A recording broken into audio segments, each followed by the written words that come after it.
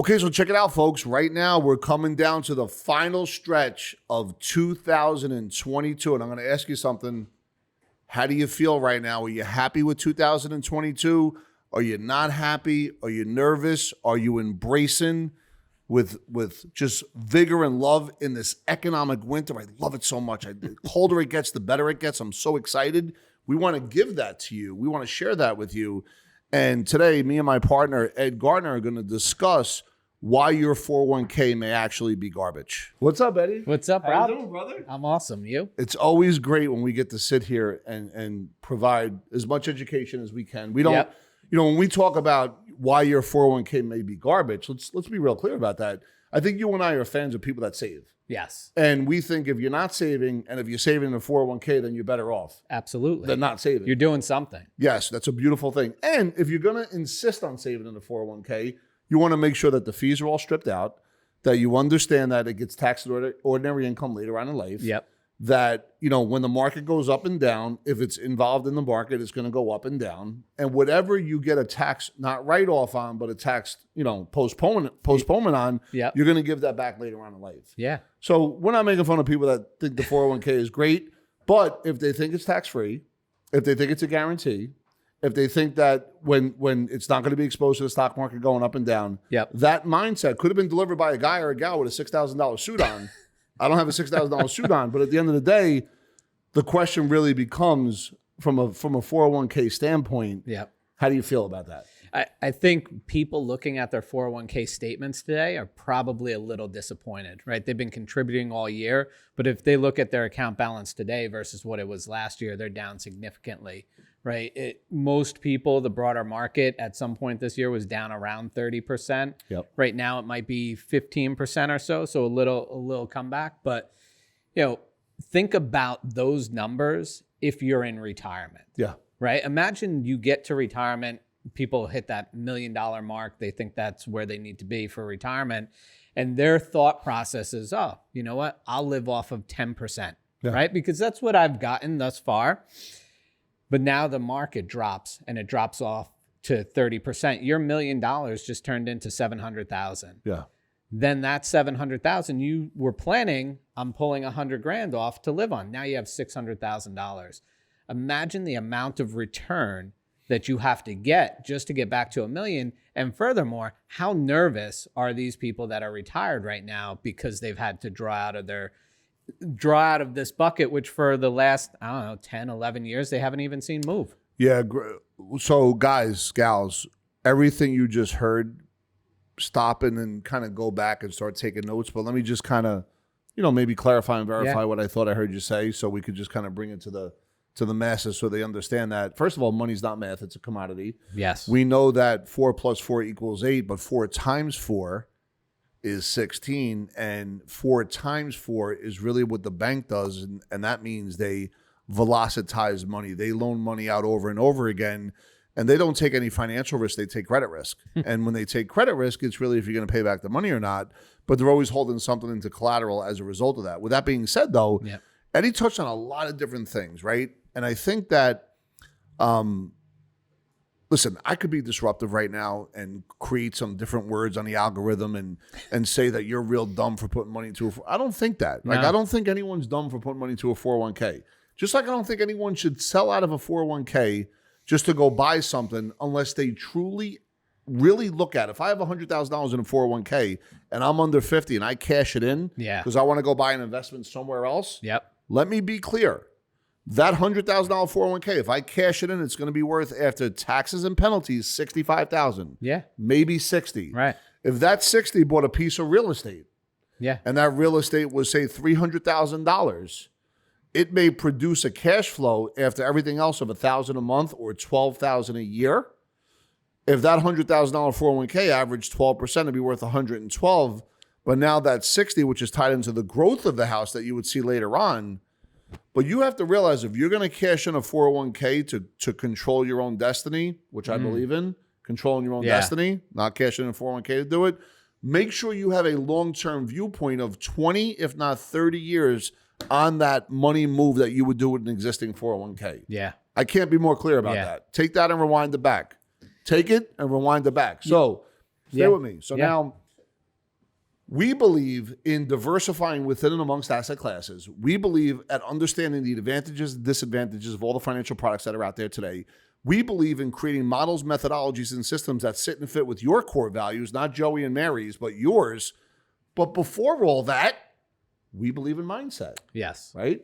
Money's not about pieces of paper or Benjamins. It's about how you feel because of money, what money makes you feel like. Yeah. And my first wave of money, because I was chasing it, I got it. Yep. It didn't. I didn't feel the way I thought I was going to feel. I bought a boxing promotional company, a 7-bedroom house, and a Mercedes Benz. Right? How'd the boxing promotional do? Worst investment ever. Worst. Boxing promotional company, worst investment ever. No offense. I love the people I did it with, but didn't work out too well. House, basically, I bought at the top of the market. It was in 08, 09. Oh my God. Yeah. So it went down, then it came back up. But real estate for the long term is a beautiful thing. We know that. Yeah. And the Mercedes? And the Mercedes, at the time I bought it for, no. This is so I could go see clients. That's why I was doing it. So I could show up not in a Hyundai, but I was showing up in a Mercedes, but it was my ego and my diamond necklace, my diamond cross necklace that was about $20,000. All ego. And I didn't feel good about any of it. And by the way, anyone that follows me knows that I haven't had a drink since 1996. I wasn't drinking at all during this. It was all straight up ego, right? So it gave me the feeling of I'm going to show them.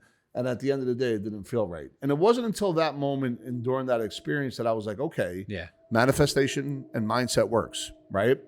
But you got to be careful what you wish for. What does this have to do with a 401k? Well, it has everything to do with a 401k. So when you make money decisions and you understand your not only your time freedom and your money time freedom, but then how can you control that back into your world where it belongs? And that's where I think when you're talking about, hey, if it was $100,000 last year or $1 million last year, and now it's 700 this year. Yeah. So that means it was down what, 30%? 30%. If you gain 30% from 700,000, that means it's worth 910, not $1 million. Yeah. So you lost 30. When you gain 30, you're not you're still below. Yes. Like 9 percentage points. Yeah. So it's going to take you a couple of years to get back to that break-even point. But if you were 60, now you're 63, and you want to live on $100,000 of income, you're not getting taxed at 5 or 10%, and money is worth less each year because of inflation. Yeah.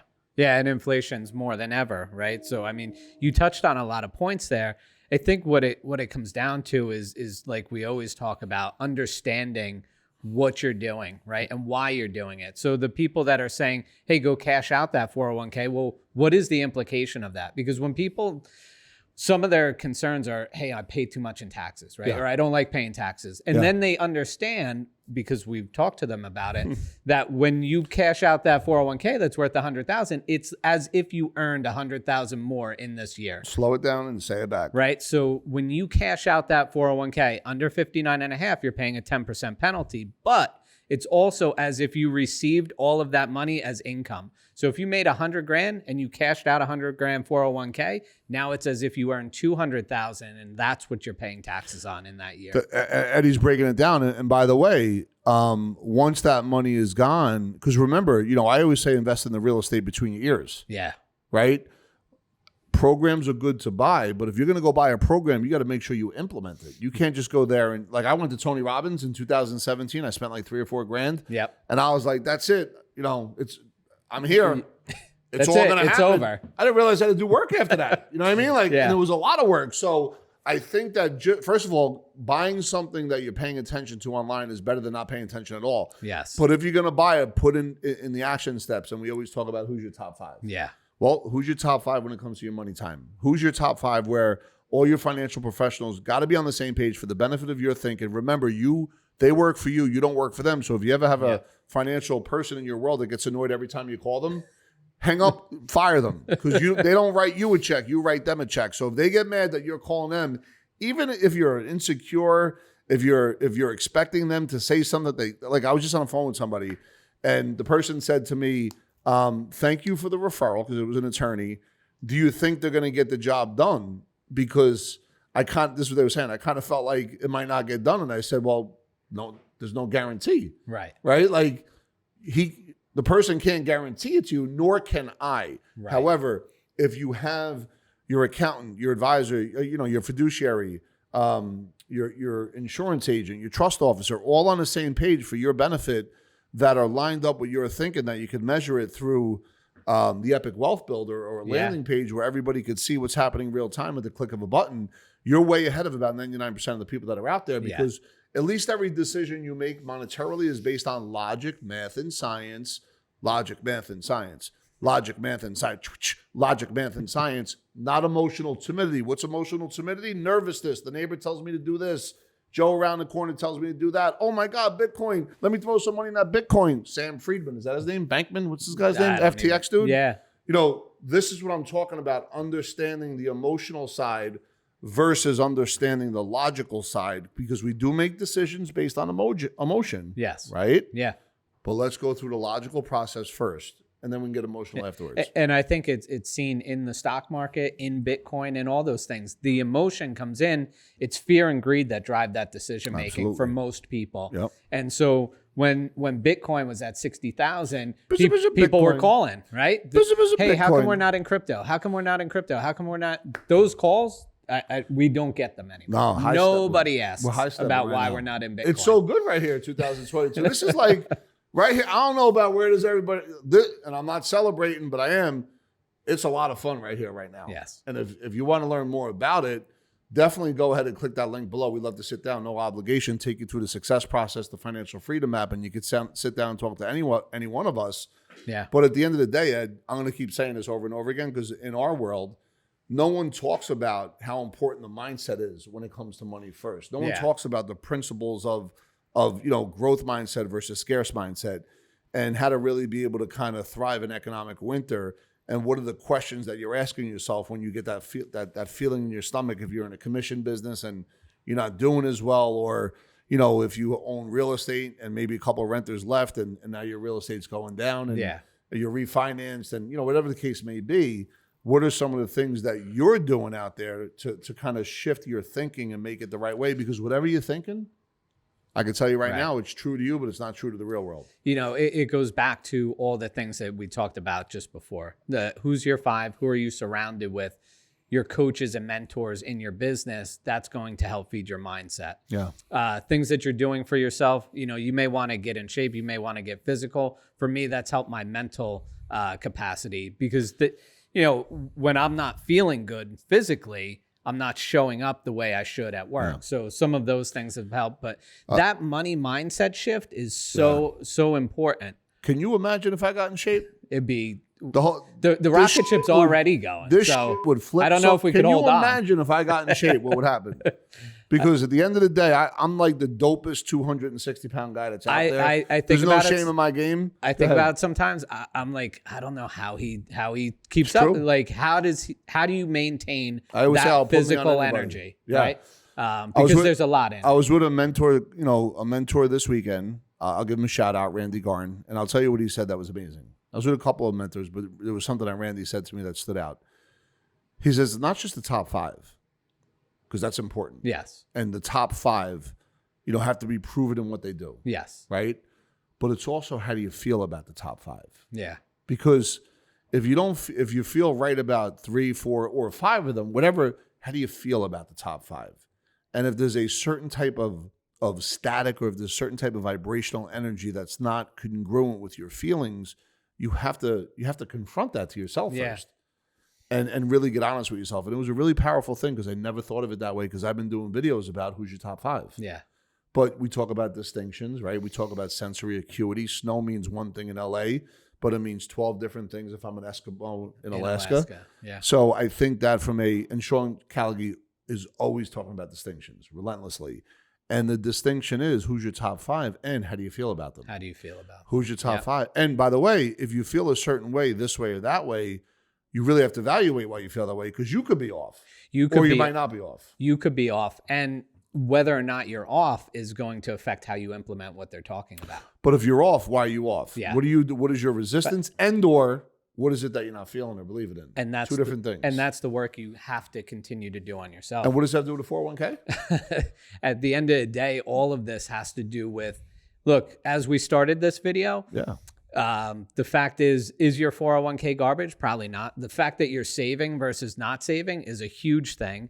And you really need to just understand what your goals are, where you're trying to get to. If you're really young, saving in a 401k and you want to buy a house down the road, you might want to diversify the places that you're saving. Yeah, and also go up to the match. I don't know if I get too excited about going past the match, and I'd save past the match in different buckets. And, we are a team here that excel mightily in the space of life insurance. Down the hall, there is a wealth management arm that has a level of fiduciary responsibility. Not myself or Ed, of course, not Epic Insurance Services or Epic Financial Strategies, but down the hall there is a fiduciary portion of if people want to kind of play in that game a little bit. Yeah. But at the end of the day, we believe that 401k, not past the match, creating an alternative savings that you build up that has leverage, liquidity, and control, so you could create your own strategies, maybe finance your own debt. They say become your own bank, maybe buy investments like real estate. Yeah. Understanding don't quit your day job, because if you're going to buy real estate and quit your day job, you already went down the wrong path because you're going to get frustrated. You need income to buy the real estate. Yes, and you need to go to work every day, right? Yeah. And that's why if you're an entrepreneur that's going to work every day, it is important that you have these professionals on the same page that you meet with on a quarterly basis. Because look, we can talk about taxes real fast. Let me tell you something. You could have a tax historian, which is a guy or a gal that's just going to get you that write-off, fail to tell you what's going to happen on the backside. Or you could have a tax specialist. What's a tax specialist? Well, beyond the first 300 pages, we then get in past W-2, we then get into the business owner, and there's maps and strategies on how to get additional write-offs. Yes. Right? Then if you're into real estate, you get a cost segregation engineer. Yeah. Cost segregation engineer, right? Think about that. Okay, you want to be able to map all that out when it comes to your real estate and the 4 different rates of return that you're going to get there. And last but not least, because remember, these are 4 different quadrants that I'm speaking about, just regarding your accounting division. Yes. Right? You need a kick-ass bookkeeper that's going to measure and monitor every single day so you don't overpay in taxes. Right. Yeah. So this is what we talk about when it's diversifying within amongst asset classes and having everybody on the same page. Take us out. And the one thing you said, and we'll leave them with this, right? Everybody wants to know what the rich do. One thing that the rich do is they save, they invest. But they also own businesses. Yes. And owning those businesses are huge tax advantages within owning those businesses. So that's where it's really important to have those tax specialists, those people on your side that are doing far more than just looking at what you did and telling you how to get it down. You want people that are planning for the future. Yep. So go ahead, come if you want to learn more. By the way, if you have any comments, feel free to add comments. If you want us to do other videos in the future, please let us know. We'd love to do that.